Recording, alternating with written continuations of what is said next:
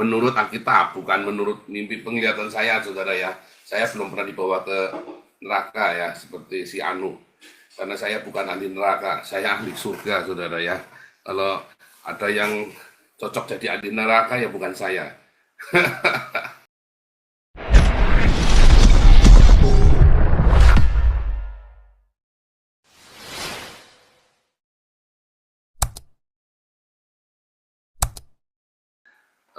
Tes suara dulu, suara saya nggak kekecilan ya. Saya sudah setup supaya bagus tadi. Semoga bagus ya suaranya ya. Ya, hari ini tema kita babak baru Indonesia dan Israel. Kita akan belajar lebih dalam lagi tentang isi Hades dan neraka, ya, isi dari Hades dan neraka. Babak baru Indonesia dan Israel serta Hades dan neraka lebih detail ya, saudara ya. Menurut Alkitab, bukan menurut mimpi penglihatan saya, saudara ya. Saya belum pernah dibawa ke neraka ya, seperti si Anu. Karena saya bukan ahli neraka, saya ahli surga, saudara ya. Kalau ada yang cocok jadi ahli neraka ya bukan saya. Ya, saudara. Kalau Anda mau jadi ahli neraka, bolak-balik ke neraka, terserah. Kalau saya maunya bolak-balik ke surga saja, saudara ya. Saudara, sangat menarik ya bahwa isi Hades dan neraka itu nanti ya akan memperjelas posisi Anda hari ini ada di mana. Kemarin kita sudah belajar tentang paradise ya, langit dan bumi yang baru. Nah, rasanya nggak adil kalau saya tidak membuat detail isi dari Hades dan neraka. Nah, kemudian kita juga akan membahas sedikit tentang babak baru Indonesia dan Israel yang akan kita bicarakan lebih detail besok pagi hari Senin ya, besok sore. Cuman kita ini buat pengantar karena beritanya santer sekali, babak baru Indonesia dan Israel, dan nampaknya Prabowo ini menuruti nasihat saya ya. Kemarin sudah saya bahas 3 nasihat saya dituruti oleh Prabowo. 1, kasih makan. 2, minta tolong sama Cina. 3, membuka hubungan diplomatik dengan Israel. Mau nggak mau, kalau nggak selamat Indonesia bubar. Pasti bubar, dijamin bubar. Ya, tapi kalau minta tolongnya terlambat ya tetap bubar, ya. Tetap bubar kalau terlambat. Jadi kalau nggak cepet-cepet, ragu-ragu ya bubar. Kalau minta tolongnya terlambat itu bubar, tapi kalau nggak minta tolong ya juga sudah pasti bubar, tambah chaos lagi malah ya. Tapi memang mau tidak mau harus minta tolong sama Cina dan buka hubungan diplomatik dengan Israel. Nanti tiba-tiba Indonesia tuh ngalami panen yang luar biasa, tiba-tiba saja ya. Lihat aja kalau nggak percaya ya. Wah, ada Nabi 26 di sini kalau ngomong nggak pernah salah. Oke, itu ya kira-kira. Sekarang kita lanjutkan tema kita ya, untuk tanya jawab Alkitab. Tadi saya lihat ada Dr. Icon. Dr. Icon, silakan. Dr. Icon, make eyes, silakan. Mana nih? Dari ini belum nih Dr. Icon ini. Ya, ready Pastor. Terima kasih. Semuanya salam. Salam. Ya, jadi tadi saya angkat tangan karena mau nanya. Ya, silakan.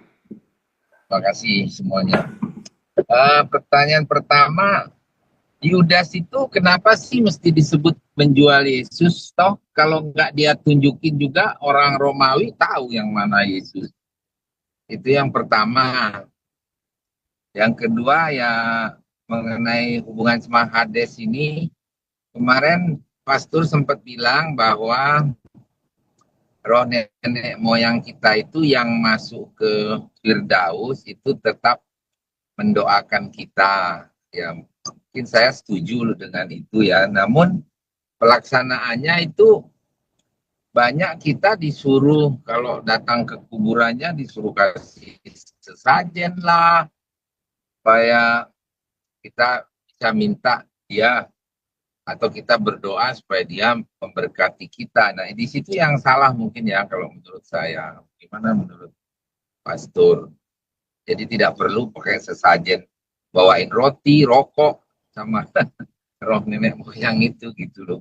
Itu aja, terima kasih Pastor. Oke, bagus sekali pertanyaannya ya. Mengapa orang Romawi harus minta tolong sama Yudas? Ya, mengapa orang Romawi harus apa nggak tahu tuh si orang Romawi nggak tahu Yesus tahu ya. Mengapa harus minta tolong Yudas? Karena anggapannya itu kan Yesus sembunyi kan. Makanya kan Yesus bilang, aku tiap hari itu ada di bait suci, ada di tengah masyarakat. Kenapa kamu nggak ambil aku di situ? Kenapa ambil aku malam-malam seperti pencuri? Ya kan? Karena orang Romawi bukan eh, bukan tidak tahu, tapi para imam takut dengan orang banyak. Kalau Yesus lagi bikin mujizat, lalu ditangkap kan semua pada ketakutan kan, pada berontak kan, masyarakatnya kan, gimana nih orang lagi bikin mujizat ditangkap?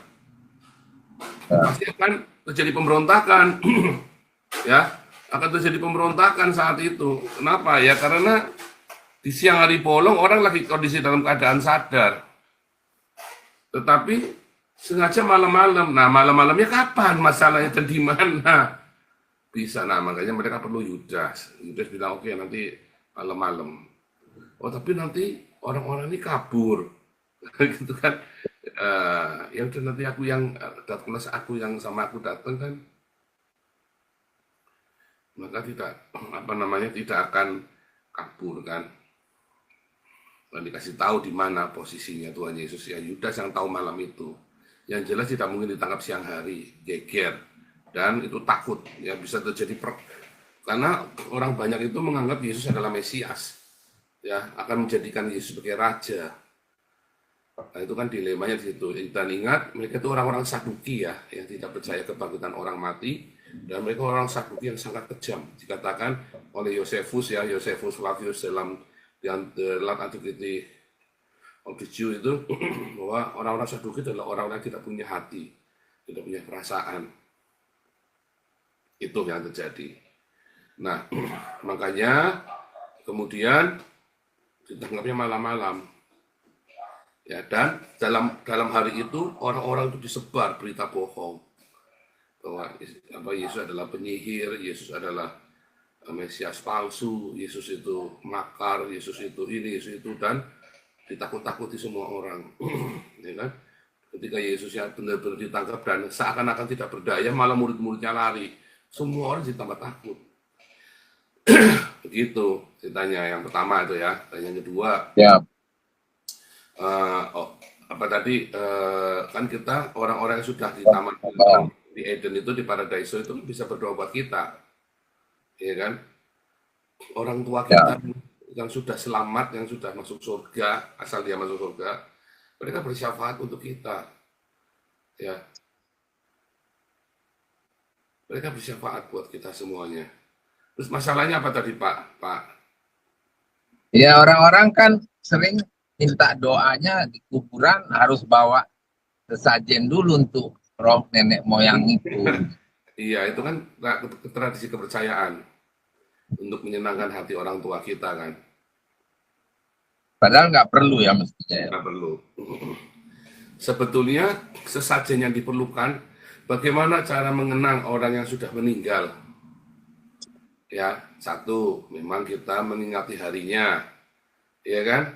Bisa, tetapi buat apa? Cuma mengingat harinya saja. Ya kita, bagaimana cara mengenang orang yang meninggal itu? Ya kita melakukan, mengamalkan pengajarannya yang baik. Orang tua kita nyuruh kita untuk rukun, ya rukun itu cara kita ingat orang tua kita, bukan dengan sesajen. Percuma, sesajen itu nggak ada gunanya. Itu Setuju. ya. Sesajen itu nggak ada gunanya. Harus meninggal, tetapi sesajen itu kan digunakan sedekahan itu buat orang-orang miskin, sehingga ketika kita memberikan sedekahan, ya kan, makanya kan orang sebetulnya filosofi dari di tanah Toraja itu, memindahkan jenazah itu, atau di tanah Bali ketika ngaben harus potong lembu, atau di mana di Sumba itu harus potong lembu itu ya ketika ada orang meninggal itu. Tujuannya adalah supaya melancarkan jalannya si orang tua, karena dengan kita bersedekah dari hartanya dia yang dulu kan, atau bagaimana keluarganya kita sepakat untuk bersedekah kepada orang miskin. Kan sebetulnya kan ini itu makanya harus motong lembu dan dimakan bareng-bareng sama orang miskin kan, sama masyarakat. Sebetulnya Ya, sedekah ya. gitu. Gimana Pak? Intinya sedekahnya berarti. Ini sedekahnya sebetulnya. Ya kan? Tujuannya kan baik Itu kan, tapi kan terus ada jadi klinik, jadi apa, nambahin-nambahin segala macam. Nah, itu jadi ya, kemana-mana. Tapi ini sedekahnya. Ya kan? itu makasih. Mm-mm. Menarik ya, menarik ya. Sebetulnya bagus ya. Nah, kekayaan budaya itu sebenarnya baik. Cuman itu tadi ya jadi klinik-kliniknya itu jadi kemana-mana. Ya. Oke, ada lagi? Boleh ya? Sambil kita tunggu yang lain.